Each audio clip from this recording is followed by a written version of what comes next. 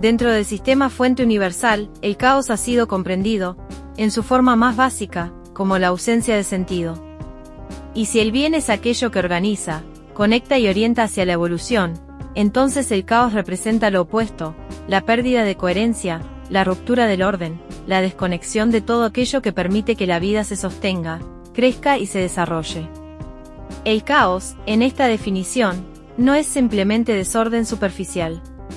Es desorden estructural. Es un estado donde las partes ya no dialogan entre sí, donde las acciones dejan de responder a un eje, donde la información que compone a una persona o a un sistema empieza a fragmentarse. Por eso se lo asocia al mal. No como una condena moral simplista, sino como una descripción funcional, el caos es aquello que interfiere con la evolución.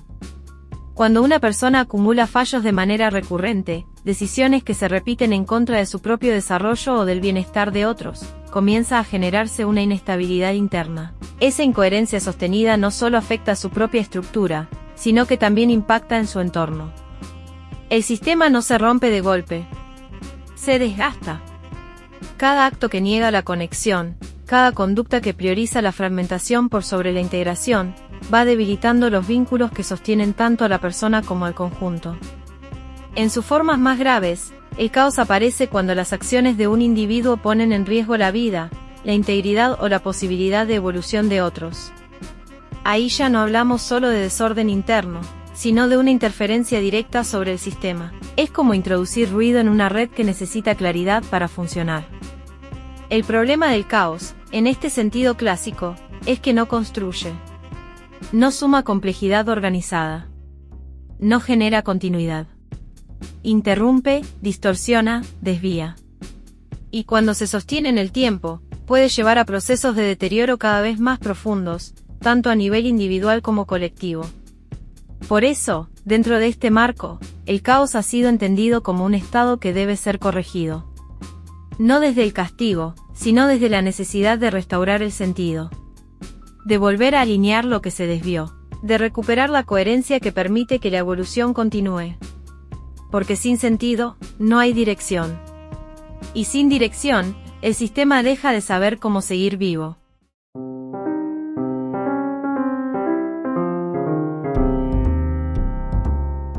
Existe otra forma de experimentar el caos. No como pérdida de sentido, sino como exceso de transformación. Un desorden interno que, muchas veces, se expresa en situaciones externas que percibimos como negativas, incómodas o incluso dolorosas. Eventos que nos sacan de eje, que nos desarman, que alteran nuestro ritmo y nuestra forma de entender la realidad. Pero en este caso, ese caos no nace de la desconexión, nace del movimiento. Es lo que podemos llamar tensión evolutiva. Un estado en el que la estructura actual de la persona ya no alcanza para contener lo que está emergiendo. Como si algo dentro estuviera empujando hacia una versión más amplia, más consciente, más integrada, pero todavía no terminara de tomar forma. Y en ese intervalo, aparece el desorden. Porque evolucionar no es simplemente sumar. Es también soltar, desarmar, atravesar zonas de incertidumbre. Es dejar atrás una forma de ser que ya cumplió su función, aunque haya sido estable, aunque haya dado identidad. Y ese desprendimiento no suele ser limpio ni silencioso. Genera fricción. Genera dudas. Genera una sensación de estar entre dos mundos, uno que ya no encaja, y otro que todavía no se puede evitar con claridad. Esa fricción es el caos. Pero no un caos vacío. Un caos que empuja. Funciona como una presión interna que busca reorganizar todo el sistema en un nivel distinto. Cambian las percepciones, cambian las prioridades, cambian las formas de vincularse, incluso cambia la manera de interpretar la espiritualidad o la relación con la fuente. Lo que antes tenía sentido, empieza a perderlo. Y lo que todavía no entendemos, empieza a llamar. Desde afuera, puede parecer un momento negativo. Desde adentro, muchas veces se siente como desorientación. Pero en su núcleo, este caos no apunta a destruir, apunta a reconfigurar. Es un recurso del propio proceso evolutivo. Una especie de impulso que rompe la inercia cuando quedarse igual ya no es una opción real. No garantiza comodidad. No garantiza claridad inmediata. pero sí contiene una dirección. Una dirección que todavía no se ve completa, pero que empuja hacia una forma de ser más alineada, más profunda, más conectada con la fuente. Por eso, este tipo de caos no es el enemigo del desarrollo. Es parte de su mecanismo. Un umbral incómodo, que esconde, en su propia inestabilidad, la posibilidad de un cambio favorable por venir.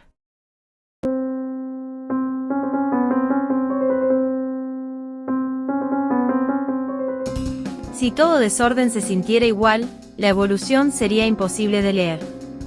Por eso, en este punto, aparece una necesidad fundamental: aprender a discernir qué tipo de caos estamos atravesando.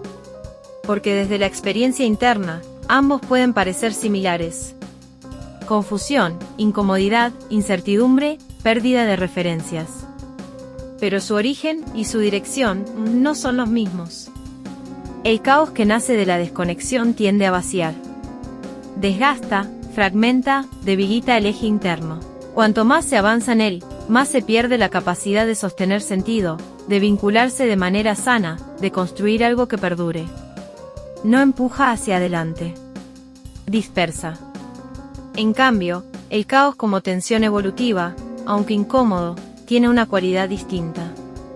No vacía, reordena en profundidad. Puede doler, puede desorientar, pero no rompe el eje esencial.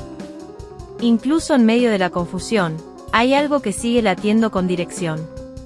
Una intuición tenue, una sensación de que, aunque no se entienda del todo, hay un movimiento que tiene propósito.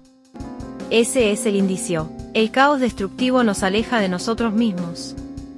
El caos evolutivo, en cambio, nos obliga a encontrarnos en otro nivel. Uno nos desconecta progresivamente de la fuente. El otro nos empuja a una conexión más consciente, aunque primero tengamos que atravesar la niebla. Por eso, la clave no está en rechazar el caos de forma automática, ni tampoco en justificar cualquier desorden como si fuera evolución. La clave está en observar con honestidad. Ver qué produce en nosotros a lo largo del tiempo. Si nos vuelve más coherentes o más fragmentados. Si amplía nuestra capacidad de amar, comprender y construir, o si la reduce. Porque no todo lo que incomoda es crecimiento. Pero tampoco todo lo que duele es caída.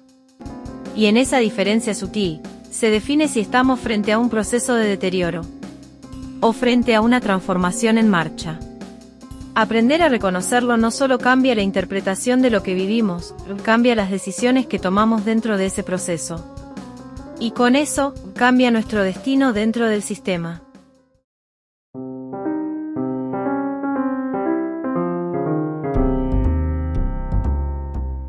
Cuando no distinguimos entre los tipos de caos, aparece una de las trampas más silenciosas del proceso espiritual: la culpa mal interpretada. Muchas personas, al atravesar momentos de desorden interno o situaciones difíciles, llegan rápidamente a una conclusión dura: esto me está pasando porque hice algo mal. Y a partir de ahí, la mente construye explicaciones que, aunque parecen profundas, pueden volverse limitantes. Ideas como estar pagando deudas kármicas, haber cometido errores imperdonables o incluso estar bajo alguna influencia externa maliciosa. En algunos casos, puede haber algo de verdad.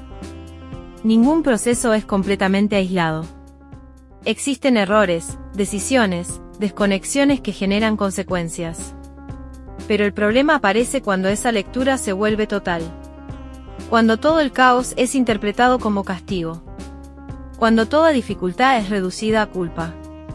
Ahí la persona no evoluciona, se encierra. Porque la culpa, cuando no está bien comprendida, no ordena. Paraliza. Distorsiona la percepción. Hace que cualquier movimiento interno sea visto como sospechoso o peligroso. Y en ese estado, se pierde algo esencial: la capacidad de leer con claridad lo que realmente está ocurriendo. Muchas veces, lo que una persona está viviendo no es solo el resultado de errores pasados, sino también la manifestación de una necesidad profunda de cambio.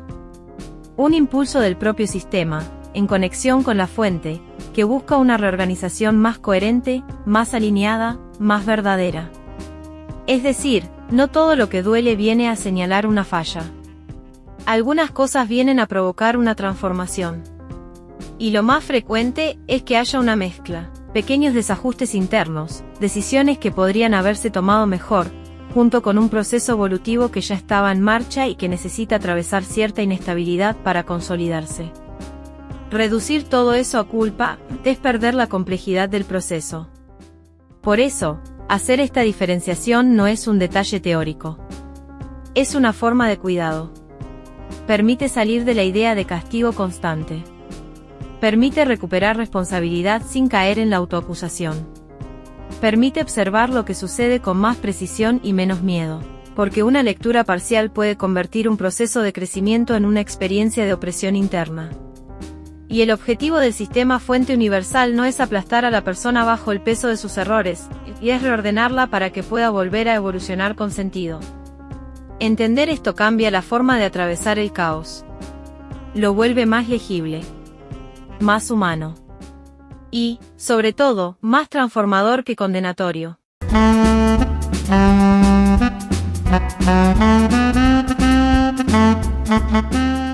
Comprender el caos de esta manera no solo transforma la forma en que nos miramos a nosotros mismos, también cambia la forma en que vemos a los demás.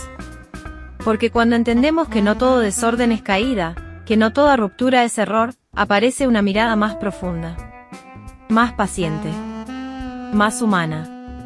El otro ya no es simplemente alguien que está mal o se equivocó. Puede ser alguien en reparación. Puede ser alguien en transición. Puede ser, muchas veces, ambas cosas al mismo tiempo. Y eso cambia la reacción. Nos aleja del juicio rápido, de la etiqueta fácil, de esa necesidad de ordenar al otro desde nuestra propia comodidad. Nos invita a observar con más silencio, con más atención, con más misericordia. No para justificar cualquier cosa. No para negar la responsabilidad. Sino para reconocer que cada ser humano es un proceso complejo, único, irrepetible. Un entramado de historia, decisiones, tensiones y posibilidades que no se puede reducir a una sola escena, a un solo momento, a una sola apariencia.